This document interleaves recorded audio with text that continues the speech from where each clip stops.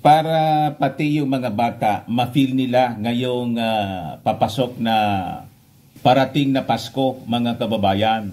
Ang diwa ng Pasko, di ba? Na-invite nga po tayo ng ating Pangulong Bongbong.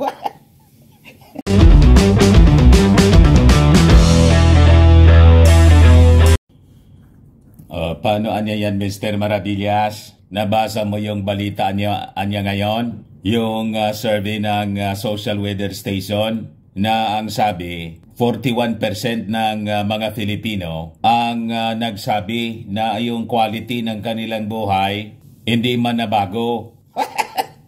Hindi anya nabago daw. Tapos yung 30% nagsabi, lumala pa niya yung buhay namin. Di ano anya, BBM pa rin tayo. Of course po, BBM tayo. Kailangan kasi sama-sama tayo na babangong muli para sa bagong Pilipinas. Ito kasing mga nagsabi na lalong lumala yung kanilang pamumuhay po. Ayaw kasi ninyong sumama. Hindi magbago yung inyong mindset. Negative pa rin. Di ba sabi ko po sa inyo, mga kababayan, magbabago ang buhay natin. Depende yon sa inyong mindset. Pag ang mindset mo laging negative, laging mindset ng mahirap, talagang maghihirap ka niyan. Ganon kami noon. But of course, mga kababayan, yung ating gobyerno hindi po nagpapabaya. Kaya nga po, tuloy-tuloy po ang pagbibigay ng ayuda, tulong ng ating Pangulong BBM, saka si Martin Romualdez, sa mga mamamayang Filipino sa buong Pilipinas. Kasi unang-una po, 2 years pa lang sila, yung buhay ng mga Pilipino po, sinira ng mga dilawan, mga kababayan, for more than 30 years. Ikandado pa po ni Maudits noong pandemonyo yung ating ekonomiya. Kaya dumapa. Nagpaloko sa mga globalista. Tapos in 2 years po, aasa kayo na mamamagic agad ng ating Pangulong Bongbong Marcos na marireverse niya yung kalagayan ng pamumuhay ng mga Filipino. More than 30 years na sinira. Nasaan ang hustisya dyan, mga kababayan? Kaya ito po yung balita, 41% of Filipinos think their quality of life unchanged in 12 months, sabi ng SWS. Ayan po. More Filipinos feel quality of life declining. Kaya nga po, ang magpinsang Marcos Romualdez po, walang tigil sa pagbibigay ng serbisyo. Yan Romualdez lauds PBBM's initiative as Bagong Pilipinas Serbisyo Fair rolls to Isabela. Di ba mga kababayan, tuloy-tuloy ang tandem ng magpinsang kasi alam nila ang kalagayan ng ating mga mamamayang Filipino. Abang si Inday at saka yung tatay niya, sige ang tantrums. Dahil po sa issue ng confidential funds at saka doon sa issue ng ICC. Kasi naman na Mr. Maravillas, sinabi ng Pangulo na yung pagbabalik sa ICC ng ating bansa under study. Kaya nataranta yung mag-ama. Pati niya Mr. Maravillas si Senator Bato. Yan kasi sila yung may gawa ng kanilang problema. Hindi man po yung ating Pangulong Bongbong Marcos. Di ba? Kaya si Inday po hindi na makatulong. Di ba? Para umangat yung quality ng buhay ng ating mga mamamayang Filipino kasi basis siya sa confidential funds. Hindi matunawan, mga kababayan, pati yung kanyang mga defenders. Saka ngayon, yung ICC.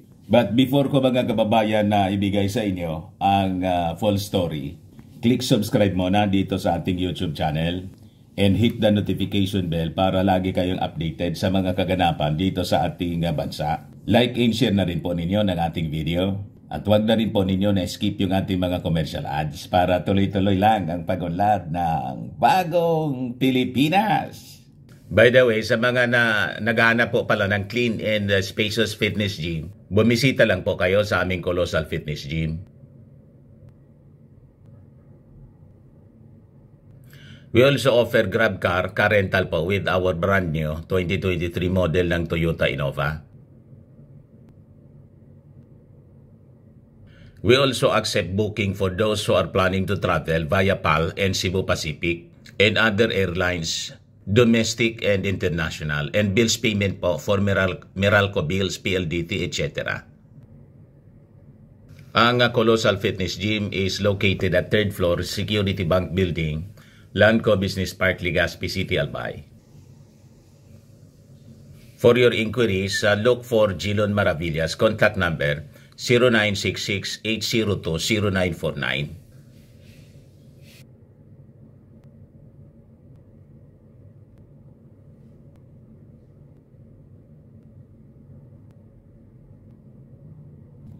Ayos ba mga kababayan? Ayos na ayos anya Mr. Maravillas. So balik tayo po sa ating topic. Walang tigil po yung magpinsan sa siserbisyo para maiangat yung buhay ng ating mga mamamayang Filipino. Ayan po.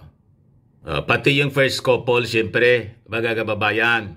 Nakita ninyo to, PBBM First Lady Marcos welcomes over 1,700 children to Malacanang, leads nationwide gift giving. Di ba, mga kababayan? Ayan po, balik sigla, balik saya, mga kababayan. Ay balik sigla, bigay saya. Nationwide gift giving po siya.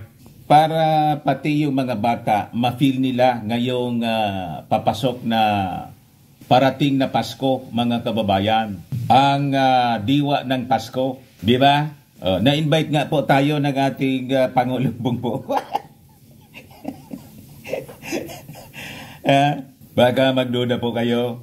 At totoo po, kahapon, in-invite po tayo ng ating Pangulong BBM. Kami ni Mrs. In-invite po. Nagpasabi sa atin yung Palasyo Malacanang, yung PCO, Presidential Communications Office. Kaya lang po, hindi man kami nakapunta ni Mrs. Bakit niya Mr. Maravillas? May ano po kasi, nagkataon, may nauna na akong commitment po, may appointment akong nauna, kaya hindi na kami hindi na namin na-honor, kakaya nga sa ating Pangulo yung invitation ng Palasyo Malacanang para sa Christmas lighting and gift giving. Nandyan sana kami ni Mrs. mga kababayan. Yan po. Di ba? Ang saya-saya ng mga bata. May nauna kaming appointment may nauna po kaming appointment ni Mrs. Kaya hindi na namin na honor. Totoo niya, Mr. Maravillas. Magsisinungaling ba naman po ako? Di ba? Noong una, na-invite kami ni Mrs. Diyan sa, nakita na ninyo, sa Palasyo Malacanang. At nakadaupang palad natin for the first time.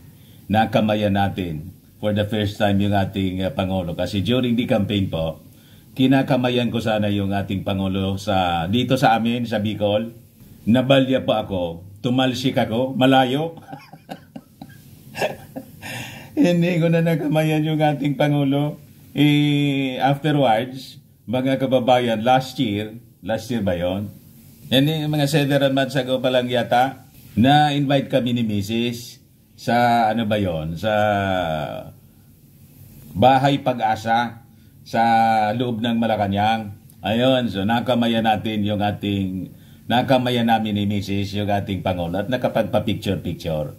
Ito sana yung pangalawang pagkakataon, yung kahapon, kaya lang conflict doon sa schedule ko. Wala Mr. President, sorry po, next time na lang po. Pasensya na po. Ganun talaga Busy people kami ni Mrs. kasi But anyway, ibalikan natin itong sinasabi dito sa survey ng SWS. 41% daw of adult Filipinos think that their quality of life has remained unchanged for 12 months ago. From 12 months ago according to the results ng Social Weather Station Survey. 28% nagsabi na yung quality ng buhay nila gumanda. Then 30% daw ang nagsabi yung quality ng buhay nila lumala. Di sa kanya, Mr. Maravillas, anong gagawin natin? Kailangan po na sabi nga ng yung namatay na si Deli Atay-Atayan, magsumikap ka. Huwag lahat iasa sa gobyerno. Ang pag-asenso sa buhay po ay responsibility ng bawat isa sa atin. Kailangan tayo gumawa ng paraan. Ika nga, dumiskarte. Pero hindi nangangahulugan mga kababayan yung gobyerno, walang ginagawa. Ito na nga po yung pinapakita natin sa inyo. Alam na alam yan, aware yung ating Pangulong Bongbong Marcos. Hindi man po yan pinagtatakpan ng administrasyon. Welcome po siya itong mga balitang ganito para sila lalo na magsumikap din sa paglilingkod, sa paggawa ng paraan para maiangat yung buhay ng ating mga mamamayang Pilipino na nasira dahil po sa mismanage yung ating bansa for more than 30 years. You see, pagkatapos yung past administration, nagpaloko pa sa mga globalista. Ayon, sinara yung ekonomiya dahil sa alam na ninyo, botit pag-take over ng ating Pangulong Bongbong Marcos, recover na po. Di ba? Kaya nga po yung GDP natin umangat ng 5.9%. Mas na mabilis yung pag-angat ng ating GDP, mga kababayan, kaysa sa mga neighboring countries natin. Talo pa natin yung China. You see? Di ba yung ang data? Yun ang rason kung bakit yung magpinsan po. Si Martin Romualdez, saka yung ating Pangulong Bongbong Marcos, tuloy-tuloy sa pag-iikot sa ating bansa. Ito siya po, Romualdez, Lads BBM Initiative as Bagong Pilipinas Servicio Fair Rolls to Isabela. Baka naman niya yung titigan ng dalawa niya, Mr. Maravillas. Itong magpinsan na to, baka naman ma-insecure si Inday niya. Insecure man talaga po. Ini na nga po kinakamayan siya. Kinakamayan ni Martin. Inisnab si Martin ni Inday. Tapos, binabagbaga ng mga minions niya ni Inday. Sinisira si Martin. Sinasabihan niya nila na mahina si Martin, hindi mananalo. Kung hindi mananalo, bakit pinapansin ninyo? Mismong si Maudig ang bumabanat. Ba't mo papansinin ang isang hindi winnable na politiko? The fact na pinapansin ninyo at walang tigil yung inyong paninira, nakikita ninyo that Martin Romualdez could be the successor. Dapat man talaga, mga kababayan, kasi sinira nga po for 30 years yung ating bansa. So 6 years hindi makakaya ng ating Pangulong Bongbong Marcos na ma-reverse siya in 6 years. Kailangan another 6 years sa persona po ni Martin. Marcos Romualdez. Di ba? Sunod, Romualdez Marcos. Di ba dapat ganon? Ika niya kasi Mr. Maravillas, gatong ka ng gatong. Kaya niya lalong tumindi yung insecurity. Wala man pong plano kasi malayo pa naman. 4 years away, mga kababayan, yung 2028 presidential election. Sila mandang po ang sigang duda na si Martin naghahanda at malamang siyang basbasan. Sige lang po ang trabaho ni Martin para magtagumpay ang administrasyong BBM. Ito po ang katibayan na sige lang ang trabaho ni Martino. The Bagong Pilipinas Servicio Fair is a testament to President Marcos' desire to immediately assist Filipinos in need.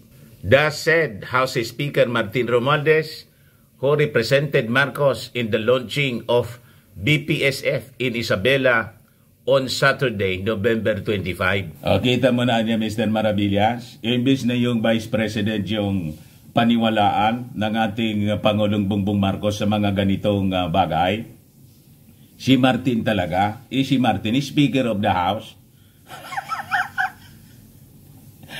Si Inday po busy sa sa pag-defend ng kanyang tatay sa possible pagpasok ng ICC. Pang sarili nilang survival ang inaasikaso ni Inday. Paano i-assign siya ng ating Pangulong Bongbong Marcos na gawin ang ginagawa ngayon ni Martin? Si Martin, tingnan ninyo, nasa dapat legislative siya. Pero dahil willing talaga si Martin na isupport all the way ang ating Pangulong Bongbong Marcos, o ginagawa na niya yung trabaho ng isang executive. Di ba? Siguro niya, Mr. Maravillas, talaga ginahanda na ni... Hindi ko po alam. Basta, yan ang pinapaniwalaan ng ating yung inutusan po ng ating Pangulo na mag-represent sa kanya. Siyempre po, as a good soldier po, si Martin, matik po yung kanyang reaksyon. Punta agad si Martin doon sa Isabela. Sabi rito, ang administrasyon ng ating mahal na Pangulong Ferdinand Marcos ay handang tumulong sa lahat ng nangangarap at kumilos para sa mas magandang buhay, sabi po ni Martin Romualdez sa kanyang speech sa Isabela Sports Complex. Ito po ang pangako ng bagong Pilipinas. Isang nagkakaisang pamahalaan na hindi naghihintay, bagkus ay kusang umaabot sa mamamayan upang matugunan ang iyong mga pangangailangan sa mas lalong madaling panahon. Sa Serbisyo Fair, nagsama-sama ang iba't ibang mga sangay ng pamahalaan upang maihatid at maipaabot ng mas mabilis ang mahalagang impormasyon at serbisyo tungo sa ating sama-samang pag-unlad.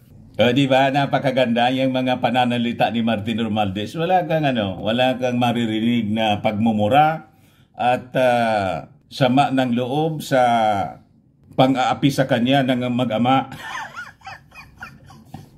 Kahit binastos siya doon po sa pagdating ng ating Pangulong Bongbong Marcos,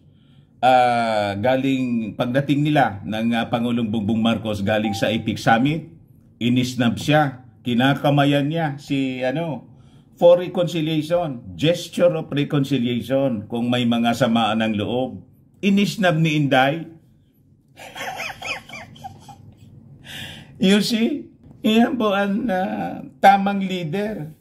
Mahinahon, may mabuting kalooban, hindi nagtatanim ng sama ng loob kanino man. Kahit binabanatan ng tatay ni Inday, siya pa yung nag-extend ng pakikipagbalikan, di ba? Para sa unity team. Ayaw ni Inday. Kita ninyo, ang focus ni Martin, talagang serbisyo. Batid po namin na hindi madali sa marami sa atin, lalo na kayong nakatira sa malalayong lugar, ang pumunta at makahingi ng tulong sa pamahalaan. Kaya nga po sa Serbisyo Fair na ito, ang pamahalaan na po ang lumalapit sa inyo, sabi ni Martin Romualdez. Ang malamang dahil sa pang-aapi ng mag-ama, mga kababayan, kay Martin, malamang mapilitang tumakbo at siyang basbasan ng ating Pangulong Bongbong Marcos. Kuhaan ko man lang po yun. Mga analysis ko, wala man akong personal knowledge. Diba? Yung mga, kuhaan ko lang po, mga joke-joke lang po siya. Pero ako, personally lang po, kung si Martin tumakbo for president, i-recommend ko po sa inyo talaga. Kasi importante po, ang isang leader ay mahinahon, matalino, kayang humarap sa mga leaders ng mundo. Hindi yung pag may mga importanteng bagay na dapat sagutin, ituturo yung Yusek.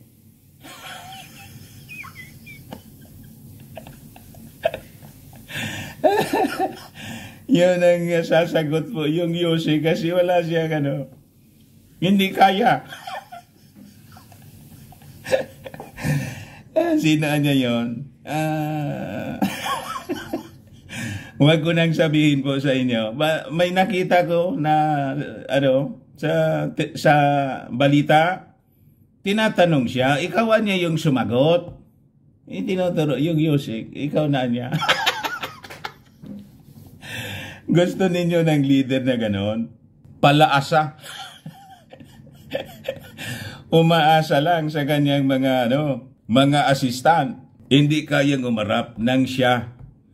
Yun ang medyo problema natin mga kababayan pagdating ng oras. Pero si Martin po, palibasa Ferdinand Martin, parang nakuha yung talino ni Apolacay, di ba? Na-acquire niya. Kasi hindi ba pwedeng mana? Na-acquire niya tulad ng namana ni PBBM. Na-acquire naman po ni Martin.